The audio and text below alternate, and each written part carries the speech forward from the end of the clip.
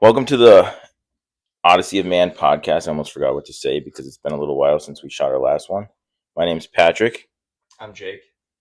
and we talk about men's health issues or we talk about men's health. We talk about issues that men go through. We talk about Life issues. life issues and ways to improve life and grow as a human being in both business and personally. Today we are talking about.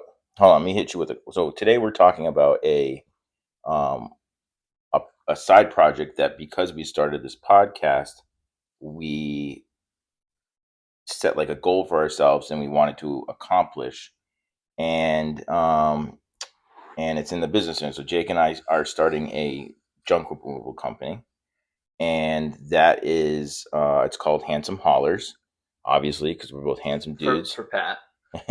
and and we're it's going to be based in Rhode Island. And I took a little while to kick off the ground, but once I got my Adderall, I went gun ho, and pretty much we are LLC'd, and we got a website. It just went live today, and everything's set up. Other than we just got to get insurance, and then we're ready to rock and roll. Yeah. So Yeah. I'm going to hit us with a quote here that I have about business. I'm gonna transition my mic up here. Right here. It's I can smell your drink from here. I made kombucha and brought it here. Um, where is it? Oh, it's "Don't worry about failure. You only have to be right once," and that's by Drew Houston. He's the Dropbox co-founder, which I think Dropbox is still around. I don't really know. I Either don't use way, it. I mean, he's ahead of most of us. He did it, even if it failed at Yeah, some point or went away. He still did he it. made money off of it. That's for sure. That's the important thing. So entrepreneurship is often a game of persistence and timing, not perfection. I feel like this goes true so well in my life that it's just like since I've been, I don't know, a kid, I went from like hustling to collect cans and cash out 5 cent deposits on to like collecting items like coins, thinking that they're going to be valuable later on, and some of them, who knows, I maybe did the are same thing with Beanie Babies. Beanie I Babies. just gave them to my daughter now. I looked up their value, like the Princess Diana that was supposed to be worth like $1 million, and it was like Nothing. $56. Yeah. Like, here you go, Harper. So I mean, again, that's why I say timing is everything. Is like stuff like in the collectibles market, which I got deep into in 2015 to 17. How deep? I was reselling any men's clothing, but also researching antiques and collectibles to the max. But the thing with those markets is they change and they come in and out. Things what you think's not going to be worth anything, you go to get rid of it, and all of a sudden, 2 years later, now it's worth something again. Or you had it as a kid and you still have it, but it's like it's only worth something if you didn't open it. Yeah. So who has the foresight to not to not touch it? A lot of it comes down to condition and stuff. So the fewer items there are, it wouldn't even matter if you opened it. If there's not many left around, then it all comes down to like, is the toy destroyed or whatever, something like that, or the coin destroyed, or what's the condition and what's the circulation of The it. coins fascinate me. That was my thing. I still do coin, but anyway, I still do coin investing, or collecting on the side. But all the way up until my first car, I couldn't sell it. I got into an accident. I literally took tools and broke it down piece for piece and sold it piece by piece on eBay for around $2,500 because they told me that they would only give me $600 for it. And then I turned around and brought it to the junk place, and they also gave me $250 for the body. So I even sold the transmission. It was insane. I've been doing entrepreneur activities for a while, and then I've started a bunch of failed businesses that they have not gone anywhere, or didn't go as big as I thought it would go and turn into like my next career move. And so, like right now, after getting back from Thailand, I thought I was going to be branding and marketing, but after talking with Jake and with the whole AI explosion, which is we talked about on a different podcast, but branding and marketing is going to be one of the first jobs to go. So I'm like, all right, we got to do something like more along the lines of blue collar, hands on, service level, which is most of my background, which is most of his background, which is what I like.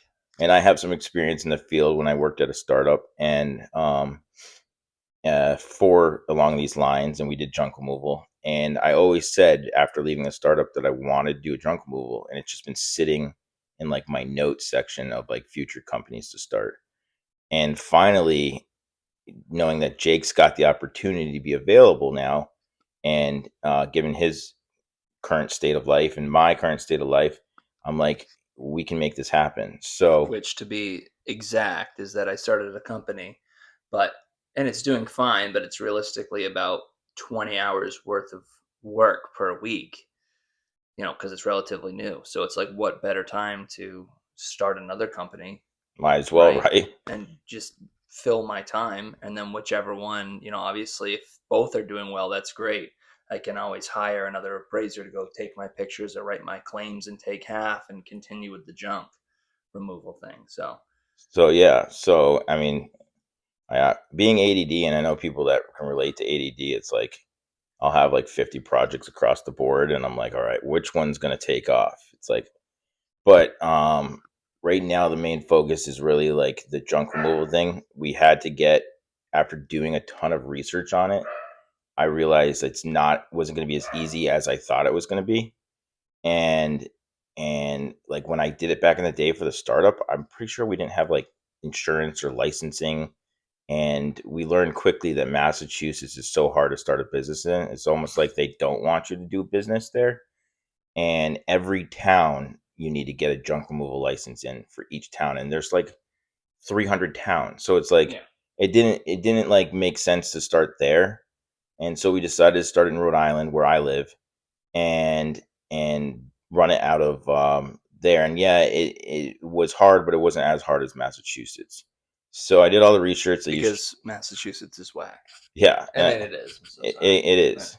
And then I used if you're new to that, ChatGPT to cut my research time down by like tenfold.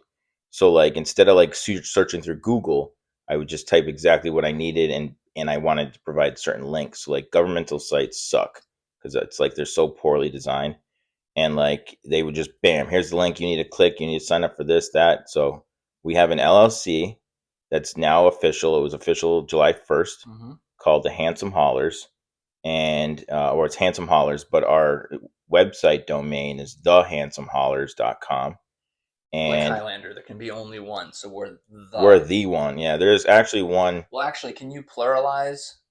It's like I the think you can add an S to something, and then, but usually other, Lone Rangers. Like, is it if you're the Lone Ranger, and but you wanted to be the Lone Rangers, you could get that domain. like the But movie Airheads, right? most people buy out the ones that are similar if they're a big brand, so that other Yeah. people can't capitalize on their exposure. So there is one in Australia. I did not account for that. Who knows? It's junk removal hauling company in Australia. But I'm like, well, it's on the other side of the world, so I don't care. Wasn't There's none in the They'll area. probably get bit by a poisonous spider and be out No, of business. So yeah. not worry about it. So Get we're beat up by a kangaroo. beat up by Bag. removing, and then they're out. They get sued. Um, They need insurance. they need insurance out there. So we're doing the junk removal company because it was, I mean, it's kind of a genius idea, but there's a lot of competition in the area for sure. But that doesn't mean that you know, it's not good competition. Like, they're not adequate junk removers per se. Like, I just saw a poster today. It looked like they shoved it in a piece of laminate manila, a sleeve, and then just pushed it against a bulge They and it had didn't like a fall river. It was bait. like Yeah, he sent me it the was like a picture. block tow truck or something picture. And it was just Junk like removal. junk removal I and was a like, number. this is the advertising that we're going up against. Meanwhile, I'm sending Jake like these intricate design things that are like color coded towards our brand colors. I feel like I may go over a little bit over the top, but like at the same time, branding is huge, especially in Rhode Island with a story. People are visual. People are visual. People want a story. People in Rhode Island want to support something like a local business startup that has a story behind it. And the story behind us is that we use Odyssey of Man podcast to launch to or cross promote and grow both businesses, or both podcasts and junk removal, implementing things like TikTok or other social media, creating a brand image and story behind everything. But also future, like let's say we do expand and grow pretty fast and we need people to come and work, I've pretty much done all the pricing breakdowns and whatnot of what we would charge. And my goal or our goal is to bring in other guys to work for us that, when AI takes over and starts Gonna station you in eliminating P Town in the, the trenches. in the trenches in P Town, once we figure out the Massachusetts market, but like once we get this going, when we start bringing other people on, we'll bring in other guys that we know in a year or two that jobs will be disappearing. Like you're already They've already seeing, started they've to. already started. You've seen Clerical jobs, they said, have been cut like clerical, 20% or something. data, analytical. That's a huge part of the market. Also, entry level jobs or computer engineering. Yep. We want to be able to open up jobs for people, but also pay them a decent amount, like A livable wage. a livable wage, and not paying minimum wage. And that's factored in the pricing. Giving people, we don't want a bunch of dudes having a mental breakdown and going, and I don't want to say offing themselves, but for real, like right now, 500,000 people in America have committed suicide, and 80% of them are guys.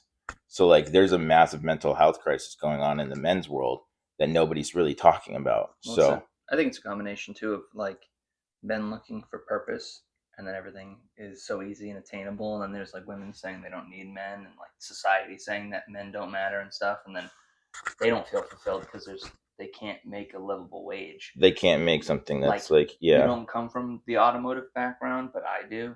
10 plus years in, and like I've worked at multiple shops, and like you wouldn't believe, the people who work there are like stuck between a rock and a hard place of like they need the money to live, and they're barely scraping by, because we're all human, have different circumstances, but they will call in sick all the time because they're so burnt out from their field. They're stuck in this like pendulum of despair, and it's like they need the money.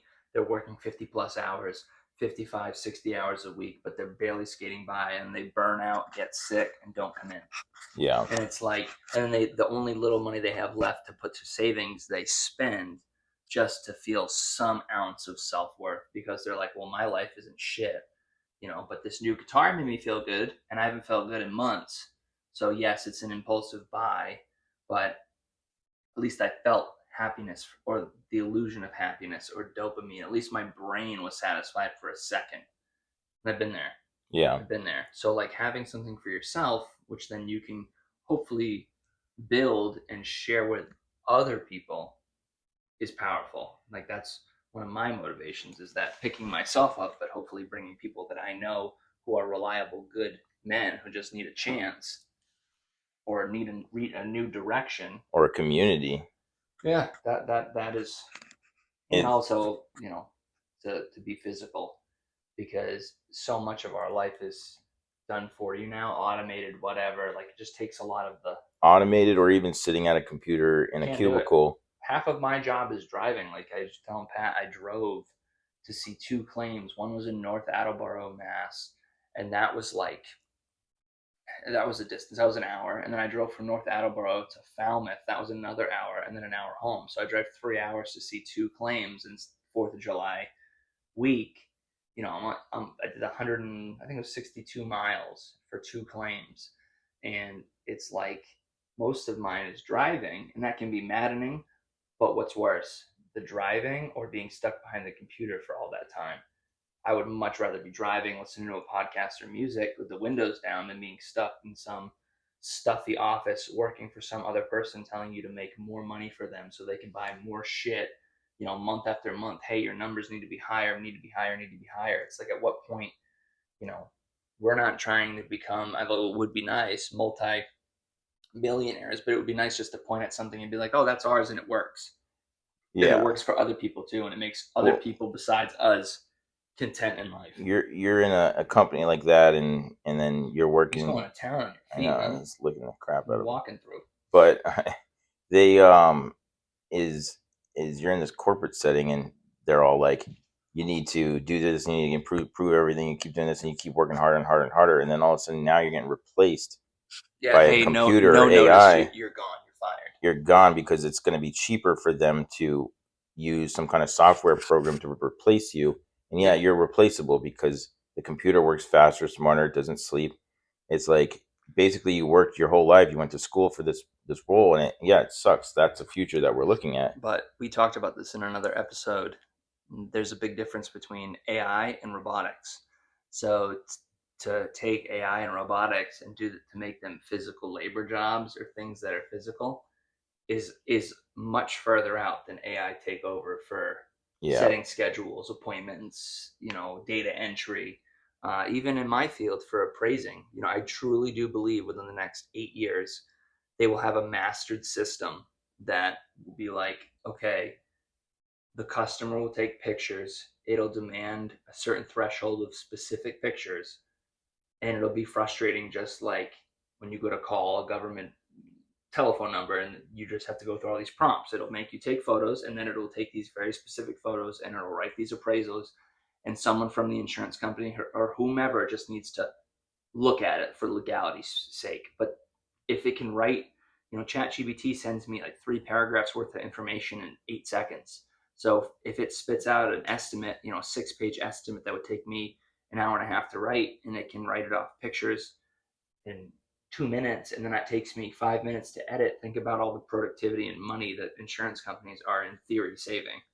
Yeah. They waste it in other places, but I mean, that's just one area too. I mean, that's my whole field. Like, that's the job where I currently reside, where I own a business. yeah. So what, you start up a business in 5 to 8 years, you're obsolete.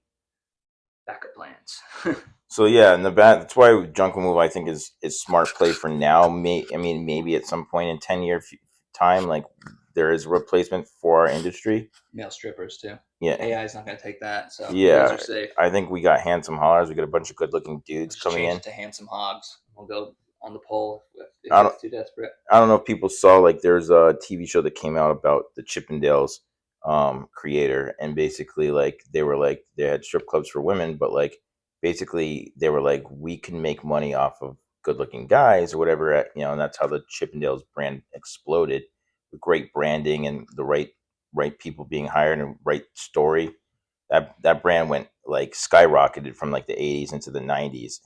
I think they're still around. I think there was some bad management and I'm whatnot. waiting for him to knock this camera over. Is what I'm waiting for. But kind of like along those lines, but we're not stripping for anyone. We're basically just hulling out your junk. We're doing small jobs, medium jobs to full house cleanouts.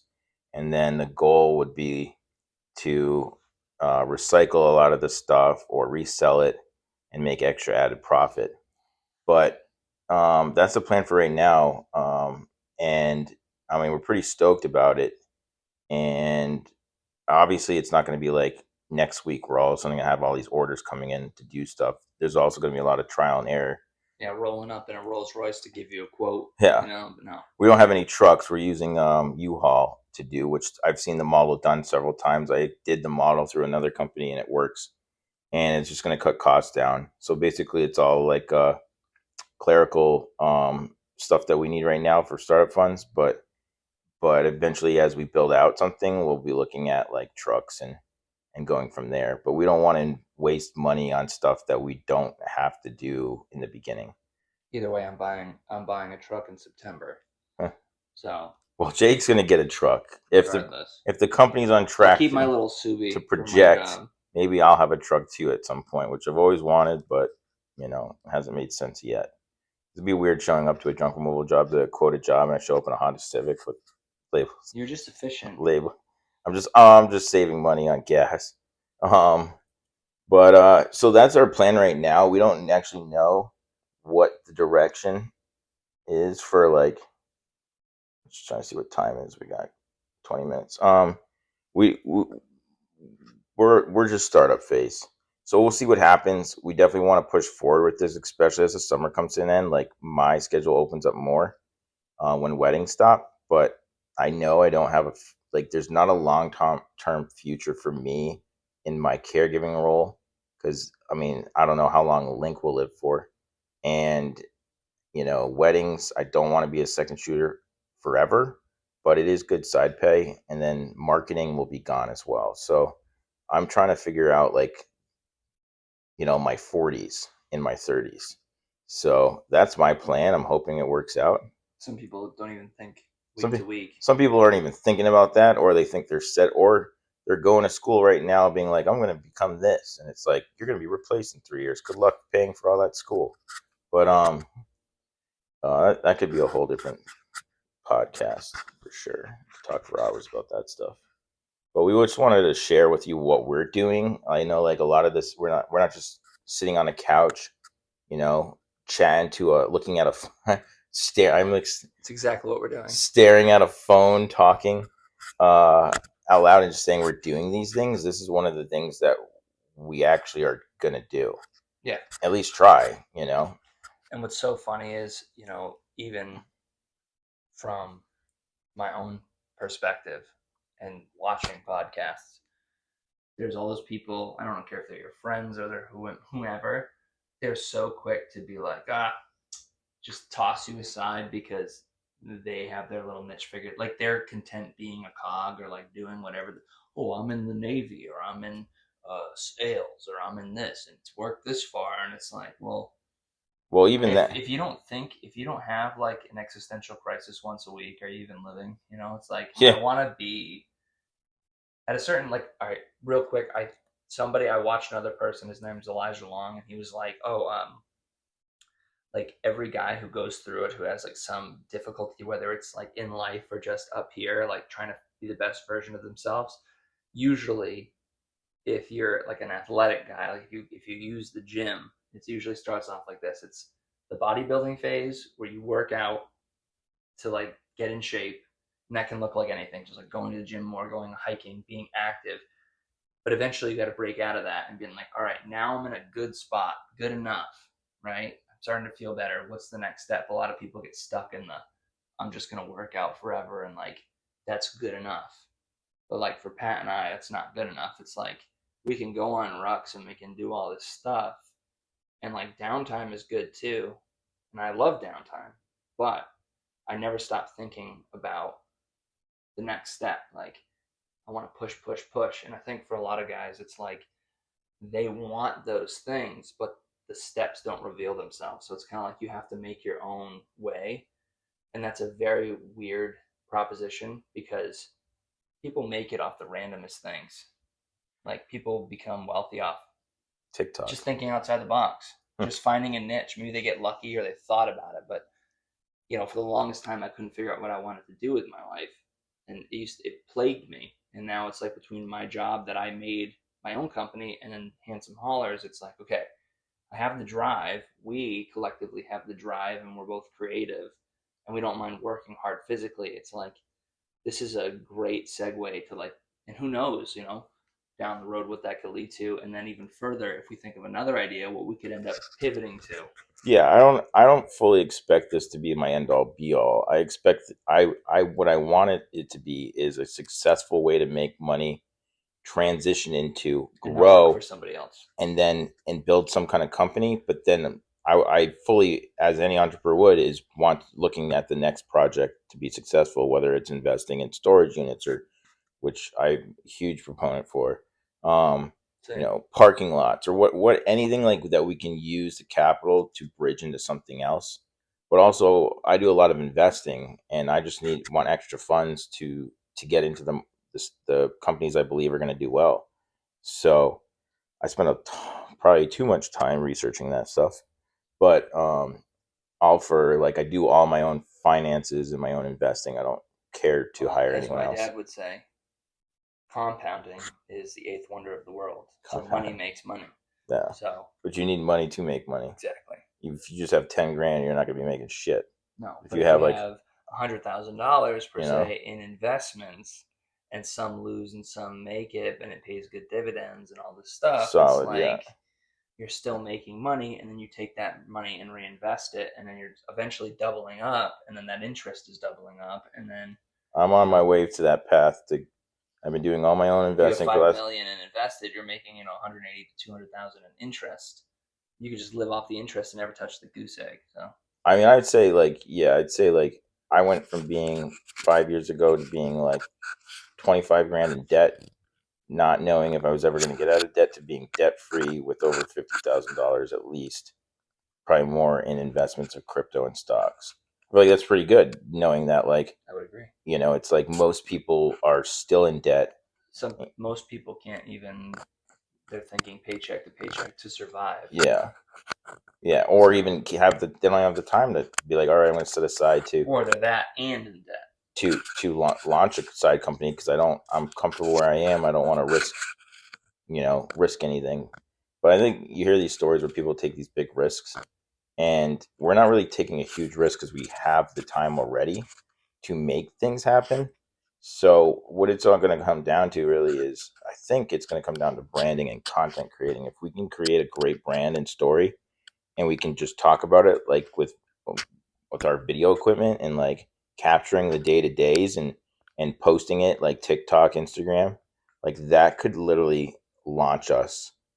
Like probably, I mean, if we became viral on one of those things, like that could not only help Odyssey of Man go, but Odyssey of Man could also help, Handsome Haulers grow and cross promote, and it could be huge. Awesome, dope sweatshirts. Dope sweatshirts. Just saying. I feel like my logo I made is pretty solid. No, I think it's pretty good. I think it's pretty good, but too. I feel like I took a version of it and put it onto a hat, and I'm like, I could see myself wearing a hat like that. I'm huge in a hat, so it's like I just picked up this hat. I like beanies. This is the color. This is like the color of our company. Yeah. This in black, but I feel like we have a good thing going. So I guess we'll see what happens, and we'll definitely be checking back in, being like, all right, we're 2 months into this, and we need to come up with a new plan, or things are going well. I also like companies that use local people. So like, I know a few artists, like have somebody from Rhode Island, Massachusetts, draw up a logo eventually, or like put it on shirts, so like do like a hand drawn version of it, or like, well, I think they call it in comics, like alternative covers. Like different logos and stuff. Yeah, for sure. I feel like our logo will change as it grows. I mean, for right now, it's a solid one, but I think we could probably come up with a cooler one. We trump 99% of the junk removal around me. The most famous one around me, I'm not going to name them because I'm not giving them free advertisement, but it's lame. They're lame. I think so lame, and they're old school. That's the other thing, is they're so old school. And yeah, there's other companies like, but they're big. They're like popular and they do well, and good for them. But College we're Hunks, going to put you out of business. College Hunks is another brand, but they went national. And a lot of these companies go national. We're not trying to go national. We're trying to capitalize on being local. Like, we want to be staple referral and local, like Rhode Island, South Coast, Mass. What time are we at? We're at 28 minutes. So I think that's the key. Is that we don't want to go be big. At least, I don't have any plans to go big. I just want to capitalize locally and grow locally, and have more time to be with family and friends, and not stressed out about the future of AI. Yeah. So that's that. That's going to be the Handsome Haulers. You can find us at the handsomehaulers.com. Just to show what we're up to, and that we're actually doing what we say, which was the whole point of starting this podcast, so that we could grow, accountable, but also ourselves. Yeah. So that's what we're doing.